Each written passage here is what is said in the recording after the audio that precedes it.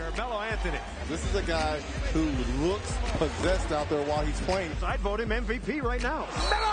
Oh, wow! He looks as good as he did in Syracuse days when they won that championship in that 1 year. He looks in terrific shape. Right off the bat, game, everything, playing at another level.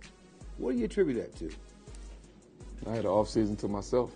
It's the first season, or first off season that I was able to just really focus on myself, work out on my own, do what I wanted to do, rather than coming off a season, then having to get right into another season, which is, USA basketball. Then coming off that season, having to get right into the regular season of, Denver Nugget basketball.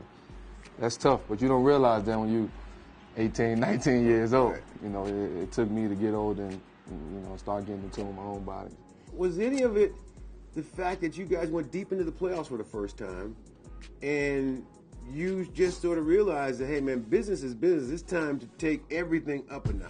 He's always been a great scorer. He's now becoming a complete player. I think that had a big part to do with it. Just, taking that momentum from last season in the playoffs to the regular season. And that was a big goal of mine, to keep it going. Coming to training camp in shape, almost in mid-season shape. That looked so easy for Anthony, and it wasn't. You had a long conversation with Michael Jordan. Yeah. Was this in his past offseason? I know you've had conversations. Yeah, with we had multiple conversations. But you had one that was pretty pointed. I think this one, in this offseason, really was the one that really, made me realize, okay, I am somebody. Like, I can go out there and win a championship. You know how Mike is. Yes, absolutely. Absolutely. He told me what he see, on the outside looking in. He told me what he think I should do. I gave him my insight. I gave him my feedback. And we just talked it out for a couple hours, man. And really, just took me over the top. Carmelo Anthony is committed to the cause. As long as I've known you, I hear people talking about Kobe, LeBron, Dwayne. But when I look at you, I always, Carmelo's about Carmelo. He's not really concerned about what they're doing. He's about doing what he does. I can't worry about what them other guys are doing. Do I think I'm one of the top 5 players in this NBA? Yeah, and I think everybody else should think that too. And I done proven that. The only thing I haven't done was win a championship. It seems now that you got a team now that you're confident in and saying, hey, these are my guys.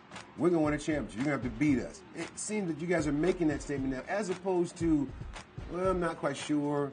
We might make the playoffs. Right. We got knocked out in the first round. Now you guys are legitimate contenders. Yeah, and they're your guys. Yeah, I think, it started with them guys just coming to me saying, look, Melo, lead us. Like, this is your team. My first year, second year, third year, we had to struggle to make the 8th spot, 7th spot. We didn't know if we would make the playoffs or not. And now, like you said, we're solid. We're a contender, not only in the West, but in the whole NBA. So I like that. Yeah, it's funny. I mean, as you look at it, because the playoffs are like who's got next. Right. Now you guys are like, we got next. Right, yeah. And we may hold the court. Yeah, we got now. We don't care who got next, man. George Karl says that your playoff performance defines you as being the man. And it's the reason why you win playoff series. There are only a few people who can do that year in, year out. That's kind of a nice thing to say. Yeah, coming from George, too. Coming from George, because George is not quick to compliment people. Right, right, exactly. So coming from George, who also doesn't compliment people very easy? Is Michael. No, he don't. He can look at a Picasso and go, yeah, it's not bad. So if you ever get a compliment from him, right. He really means it. Exactly, and that's the same way I feel about George. Last year, LeBron James said you had Barry Manilow on your iPod. Is that true? LeBron James said a lot of things. Just man. making up the top of his head? Yeah, he come up with a lot of things. But man. you did dodge my question. Do you have Barry Manilow on your iPod? One of my iPods. I don't know. It's one of, I got a lot of songs on there, and it might come on here. Barry Manilow won a Grammy, didn't he? I'm sure. I mean, he might have one kind of hip song. Oh, of course. Copa, though, I can't handle that one. Nah, but he got, I might have him in there. There's a lot of talk that players have. They talk about giving back. Some talk the talk, but you walk the walk because you were really This is my phone, and this is my Oregon duck. It's my wife calling, and let me just see. Hello, darling? I'm talking to Carmelo right now, and I'm going to have to call you back in a little while, okay? Okay. All right, bye. I love you too. All right. Giving back. At Syracuse. Yeah, the what was practice that about? facility. When I was at Syracuse, we had to split practice time. At Manley Fieldhouse with the track team, with the volleyball team, and some days we didn't even practice.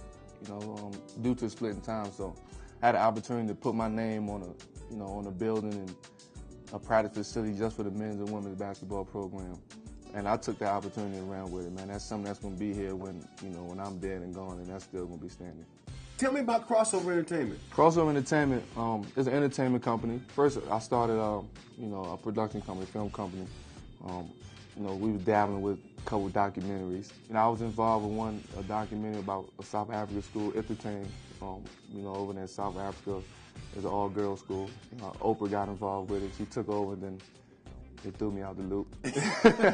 And then, my newest documentary was the Tyson documentary. Which was wonderful. Thank Absolutely. you. And I know Mike Tyson personally, but to watch that was just riveting. Absolutely riveting. Yeah, it was great doing that, dealing with director James Toback. We came together and, hopefully we can get an Oscar or at least a nominee or something. Right. Is this something you always wanted to do? Yeah, film is something I always wanted to do. Film is something I always wanted to be a part of. Right now we're working. I got a slate of, full-length projects, movie projects that I'm working on right now. And, like you said, man, right now everything is clicking for me. But these film projects and all those things come right up underneath that winning the NBA championship. Oh yeah, they don't have it. That's not even in the same boat. A championship is the top of the list.